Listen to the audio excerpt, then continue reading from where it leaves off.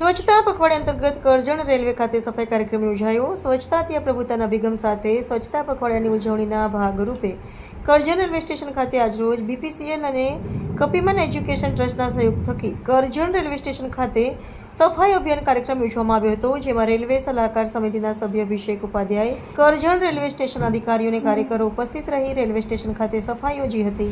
સાથે સાથે રેલવે સફાઈ કર્મચારીઓને સફાઈ માટેની કીટ અને રેલવે સ્ટેશન સ્વચ્છ રહે, લોકો કચરાપેટીમાં કચરો નાખેના ઉપદેશ સાથે ડસ્ટબિન આપવામાં આવ્યા હતા। આ ઉમદા કાર્યની રેલવેના અધિકારીઓએ સરાહના કરી બીપીસીએલ અને કપિમન એજ્યુકેશન ટ્રસ્ટનો આ નિમિત્તે આભાર વ્યક્ત કર્યો હતો।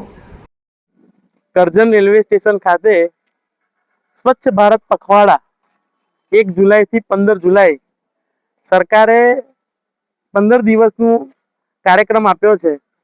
તેમાં બીપીસીએલ ના માધ્યમથી કપિમન એજ્યુકેશન ટ્રસ્ટ દ્વારા અમે નક્કી કર્યું કે કરજણ રેલવે સ્ટેશનના એક સેન્ટર પોઈન્ટ છે સમગ્ર તાલુકાનું, અને ઘણા લોકોની અવરજવર થતી હોય છે, તો રેલવે સ્ટેશનને સ્વચ્છ બનાવીએ, દેશને સ્વચ્છ બનાવીએ અને સ્વચ્છતાને કાયમી પાલન કરીએ।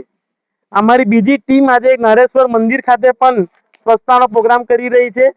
સવારે રારોદ ગામે પ્રભાત ફેરી પણ કરી છે, અને સ્વચ્છતાના આપણો જીવનનો અભિન્ન અંગ બનાવી અને એને ફોલો કરીએ એવા ઉદ્દેશ્ય સાથે આજે અમે આ એક કાર્યક્રમ કર્યો છે। એમાં કરજણ રેલવેનો તમામ સ્ટાફ પણ અહીંયા હાજર છે।